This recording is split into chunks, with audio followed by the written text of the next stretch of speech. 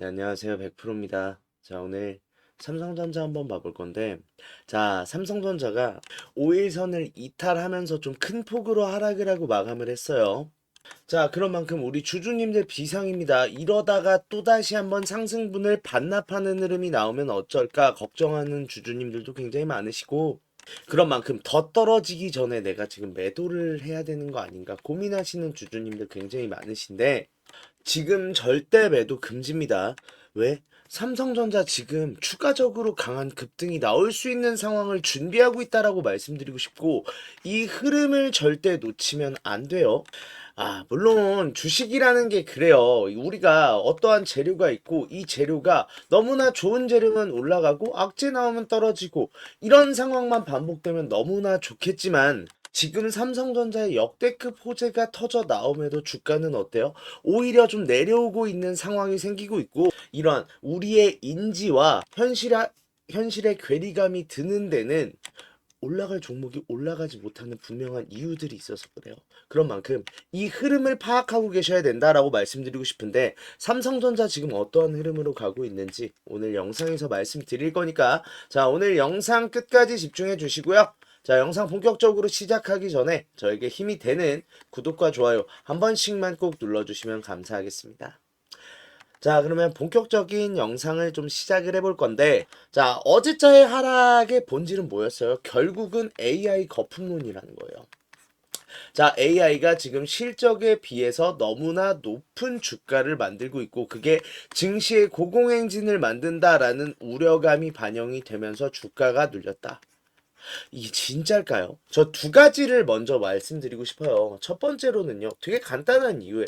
자, 지금 AI에 의해서 지금 AI 컴퓨팅 관련주도 굉장히 큰 상승이 나왔지만, 반도체, 원전같이 인프라 관련주에서도 굉장히 큰 상승이 보여졌던 흐름이 작년의 흐름이다라고 말씀드리고 싶은데, 작년 삼성전자 어땠는데요?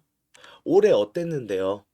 자, SK하이닉스 같은 경우는 지금 AI 섹터의 힘을 제대로 받으면서 말도 안 되는 상승폭을 만들어냈던 작년과 올해였는데, 삼성전자 어땠냐고요? 자, 지금 최근 들어서야 우리가 전고점에 돌파가 나오면서 숨통 좀 트인다라고 하고 있는데, 자, 2024년에 HBM 지금 퀄테스트에 대해서 좀 부정적인 의견이 나오게 되면서 주가가 큰 폭으로 하락을 했고, 최근 빼고 계산을 하면 굉장히 안 좋은 주가를 보낸 한 해였다고요. 즉 반대로 말하면, 자, 뭐 지금 AI 거품론 나오고 있는 거 맞아요. 자, 그런 상황에서 일단 빠질 수급이 있어야 빠지죠. 이 상황 때에 솔직히 이 공간에서 개인 말고 들어온 수급이 뭐가 있는데요.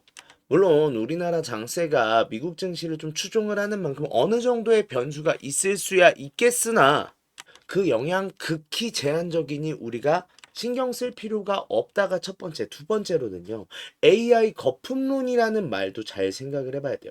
자, 오늘자의 기사인데, 자, 구글 AI 컴퓨팅 반년마다 2배로 늘릴 계획이라고 하면서, 그러면, 자, 반년마다 지금 2배. 자, 그렇다고 하면은 뭐예요? 5년 뒤면 이에 10승이니까 1024배까지 지금 늘어난다.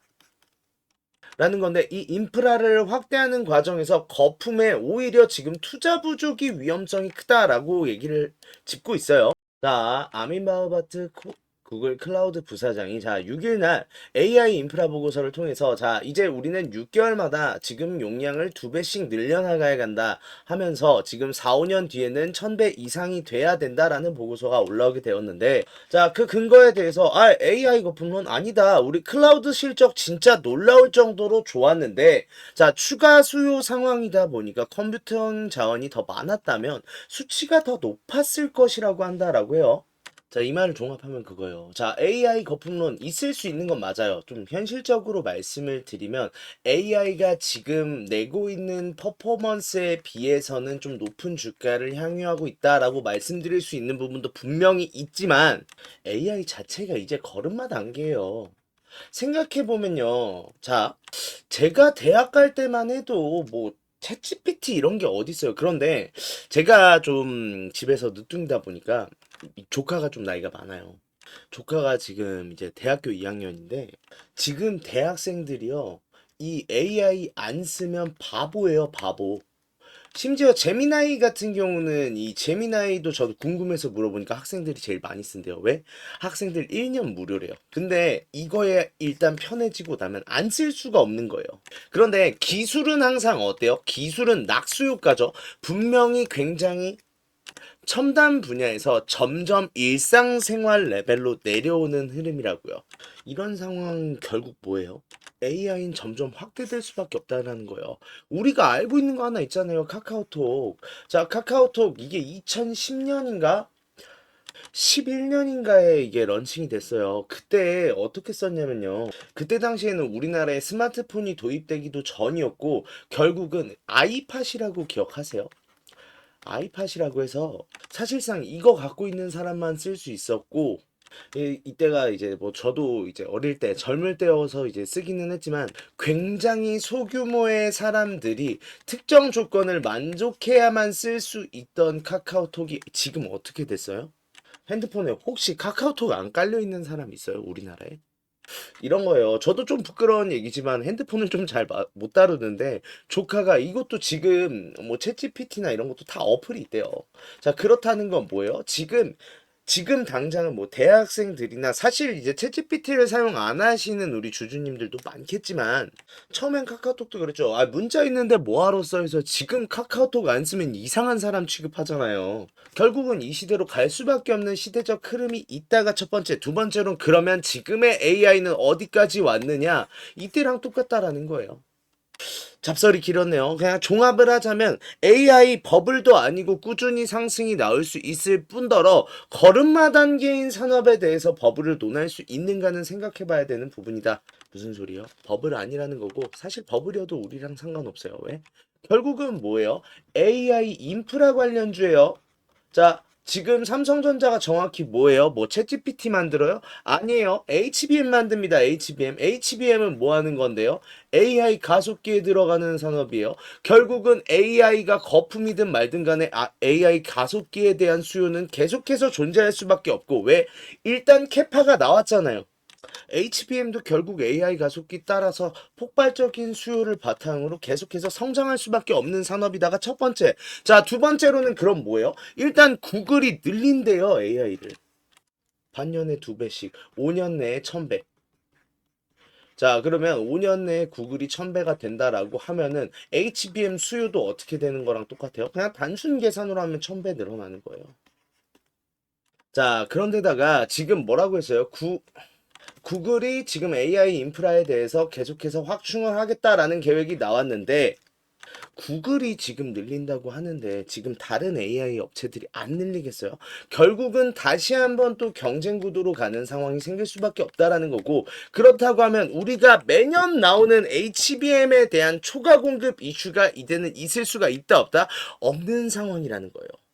자, 그런데 다만 지금 주가는 왜 이러고 있냐라고 하면 너무 결과론적인 얘기일 수도 있는데 그렇기 때문에 그래요. 이게 무슨 소리냐면 지금 최근에 치맥 회동 이후에 지금 주가가 크게 올라서게 되었는데 자, 그 이후에 주가가 어떻게 보면 좀 계단식 하락이다라고 볼 수 있는 차트를 그려면서 지금 하방으로 압력을 받고 있는 상황인데 이 상황에서의 지금 수급을 보면 굉장히 이상한 흐름이 나오거든요.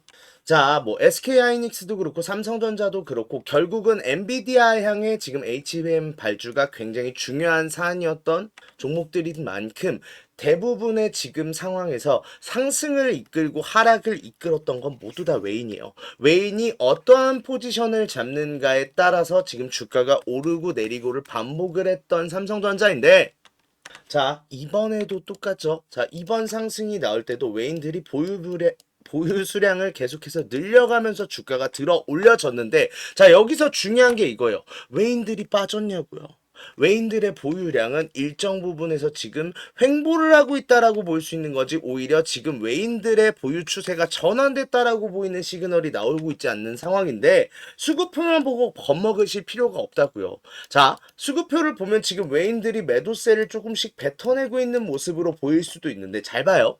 그렇다고 하면 굉장히 이상한 상황이 있어요. 자, 자, 어제자만 볼게요. 어제자 지금 950만 주의 매도세가 있었던 웨인입니다. 자, 그러면서 직접적으로 좀 하방에 큰 압력을 받게 되었죠. 자, 그 전날에 550만 주 매수를 했습니다. 자, 그리고 자, 11월 19일 날에 230만 주의 매도. 그러고 나서 지금 이 11월 3일부터 해가지고 지금 이 공간대에 내려오는 데는 웨인의 매도세가 주요했죠. 자, 웨인들이 바보예요? 잘 생각해보면 그러면 이 구간으로 들어오고 나서 밑에서는 매도를 했고 위에서는 매수를 했대요. 자, 주식이 조금 익숙치 않은 우리 초보주주분들도 이건 이해하겠죠. 밑에서 팔고 위에서 사면 수익이에요, 손해예요? 그럼 얘네들은 지금 계속해서 손해보고 있는 중이에요? 아니라는 거예요. 애초에 지금 외인들이 가지고 있는 보유 수량이 30억 주가 넘어갑니다. 이 30억 주에서 지금 말하자면은 어제자에 1000만 주를 뱉었는데 이게 굉장히 많은 비율이에요. 보유 비중 중 0.3%네요. 자, 심지어 지금 신고가를 달성한 11월 3일 이후에 이 주가 동안 외인들이 매도한 순매도는 280만 주밖에 안 된다고요. 이거 무슨 소리예요? 약 300만 주 정도 0.1% 팔았다고요. 그러면 아셔야죠. 이 공간에서 지금 외인들이 차익 실현을 하고 있고 고점이라고 판단해서 매도세를 놓고 있는 게 아니라 의도적인 하방 압력을 주고 있구나. 왜? 투매 유발하려고요. 단순한 논리예요. 자, 이 공간대에서 내가 매도세를 외인들이 뱉었어요. 자, 구간이 깨지면서 내려가네요. 그러면 개인들이 생각하는 건 뭐예요? 외인들도 팔고 있네? 내가 지금 매도해야 되나? 자, 다음날 샀어요. 주가가 올라갔네요. 자, 그러면 첫 번째로는 고점에서 매도 못한 물량들은 무슨 판단해요? 지금 조금이라도 들어 올려졌을 때 내가 빠르게 매도해야겠다. 자, 여기서 매도 나왔죠. 그랬더니 주가가 내려가요. 근데 이 밑에서 또 매도를 해요. 자, 그러면 주가가 다시 한번 들어 올려졌어요. 매수를 하면서 뭔 생각 들어요? 이때 못 판 사람들은 또 생각하겠죠. 지금이라도 팔아야 되나? 뭘 하고 싶다는 거예요? 외인들은 하방 압력을 주면서 개인들의 투매 물량을 최대한 많이 만들어 놓고 이 밑에 구간에서 지금 다 쓸어 담고 올라가고 싶어 한다는 거예요. 왜? 삼성전자 내년 1분기에 주인공이 될 겁니다. 이유가 있어요. 일단 HBM 포에 대한 내용이 결국은 확정적인 게 나올 수밖에 없어요. 이유가 뭐예요? 자, 내년에 새로 출시하는 AI 가속기에 대해서 뭐 들어가기로 했어요? HBM4 채택하기로 했는데 지금 제일 앞서가는 삼성전자인 만큼 HBM4에 대한 매출이 기대가 된다가 첫 번째, 두 번째로는 AI 메가 팩토리를 지금 추진 중에 있는 삼성전자인데 이 AI 메가 팩토리를 지금 추진하기 위해서 레인보우 로보틱스가 양산 시설을 완공을 해야 돼요. 이 완공이 1분기에 끝나요. 그러면 뭐예요? 현대차처럼 휴머노이드 로봇들 투입되게 되면서 이 메가 팩토리 평택지 부의 지금 생산성이 극도로 향상이 되게 되고 이를 통해서 딱 봐도 보이는 굉장히 많아 보이는 HBM의 지금 초과 수요 사태. 왜? 스타게이트에서도 지금 현재 HBM 물량을 아득히 뛰어넘는 수준의 HBM 요구량을 밝혔고 엔비디아도 이에 지지 않는단 말이에요. 그렇다는 건 뭐예요? 삼성전자 DS 부분에서 말도 안 되는 매출 성장이 견인이 될 수밖에 없고 그게 주가 미친 듯이 끌어올릴 거라고요.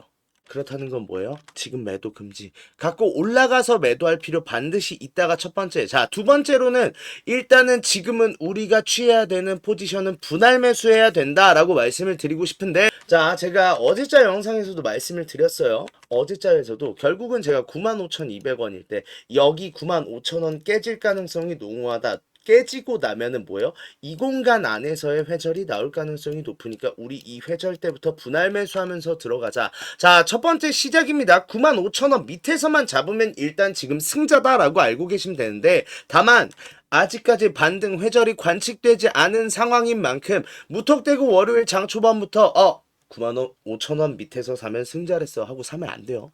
분명히 일단 월요일자도 추가적인 하락분이 나올 가능성은 농후하다. 다만 이거 밑꼬리 달고 오르는 상황이 나올 확률이 제일 높다라고 말씀을 드리고 싶어요. 그러면 우린 뭘 해야 돼요?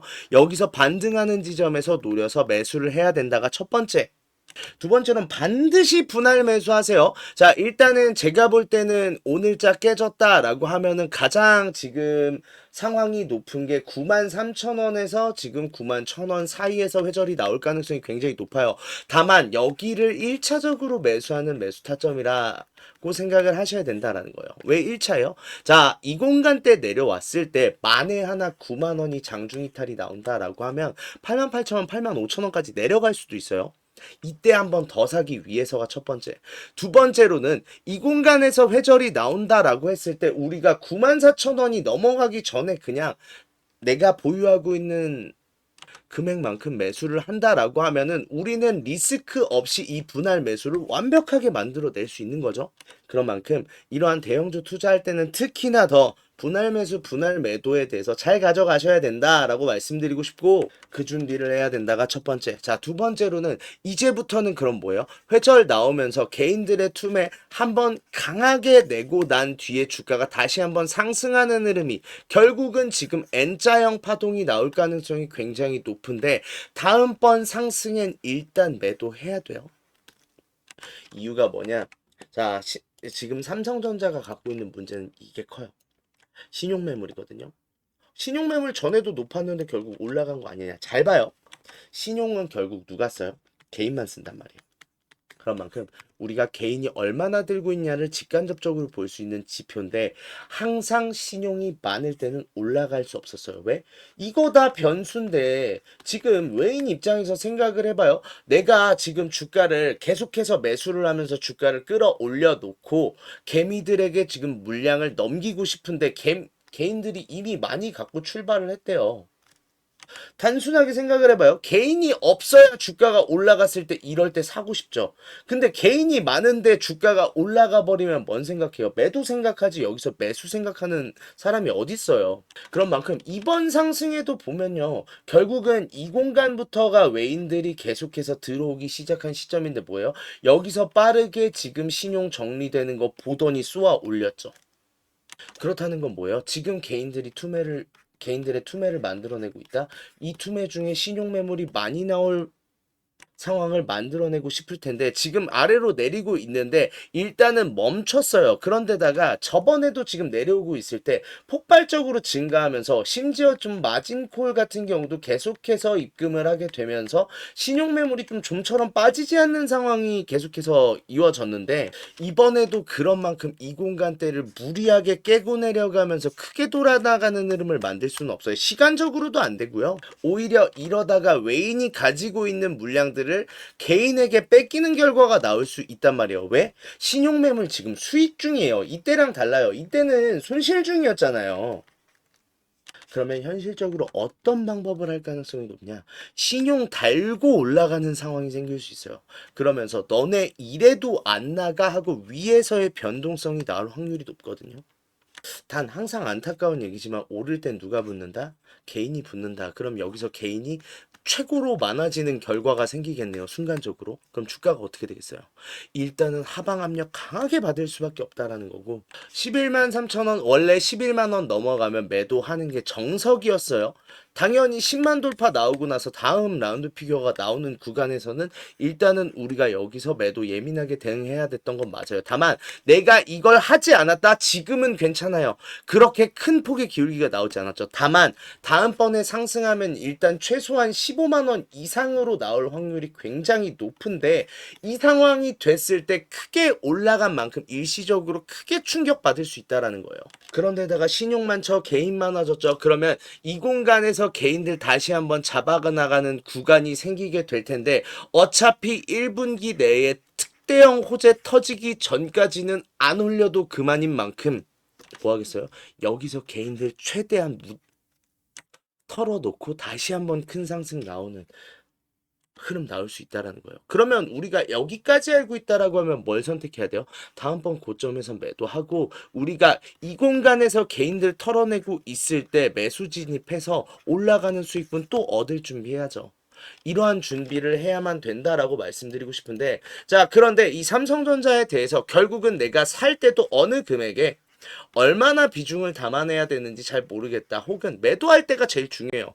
매수는 솔직히 쉬워요. 제가 늘 말씀을 드리는 건데 95,000원 밑에서 잡으면 그냥 승자다라고 말을 하는 게 물론 최대한 잘 잡기 위해서 제가 93,000원에서 91,000원 봐라. 자, 1차 매수인 만큼 일단은 저는 3분의 1을 추천드려요. 절반은 좀 많은 것 같고 일단 3분의 1 넣어놓고 추가적으로 하방으로 가는지 상방으로 가는지에 대해서 열어놓고 생각을 하면서 야금야금 모아가면 된다라고 말씀드리고 싶은데 매도는 그게 아니에요.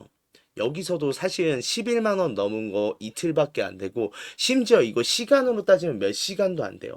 이때 내가 판단 빨리 못 내리면 뭐요? 매도 못한 사람 되는 거잖아요. 그런 만큼 다음번 상승에서만큼은 내가 정확한 금액으로 비중까지 얼마나 덜어내야 되는지 확실히 알고 싶다 하시는 분들은 구독, 좋아요만 눌러주세요. 구독, 좋아요만 눌러주시면 삼성전자 제가 매일매일 이 채널에 올려드릴 거면 그러면 제가 구독, 좋아요 눌러주시면 영상이 계속해서 알고리즘에 뜨게 되겠죠? 그래서 영상 올라올 때마다 매번 확인해 주셔라 라고 말씀드리고 싶고 이것만 따라와 주신다라고 하면은 제가 금액 오픈 다 할 거예요. 뭐 얼마에 사세요, 얼마에 파세요 다 말씀드릴 거고 지금처럼 어느 정도 비중으로 진입이 들어가야 되는지 매도할 때는 얼마나 덜어내야 되는지 다 말씀드릴 거니까 자 작년도 AI 올해도 AI였습니다. 결국 근데 내년도 AI예요 사실. 진짜 중장기적으로 봤을 때는 이번에는 진짜 3, 40만 원 이상 갈 수도 있을 만한 역대급 호재가 준비되고 있는데 삼성전자 같이 무거운 주식들은 분명히 차트의 흐름을 밟으면서 가기 때문에 내가 이 하방에 대한 기울기도 이용하고 싶다 혹은 내가 고점에서 매도 못해서 소갈이 하고 싶지 않다 하시는 분들은 구독, 좋아요만 눌러주시고 영상 계속해서 시청해 주신다라고 하면 제가 이 기회 잡아 드리도록 하겠습니다.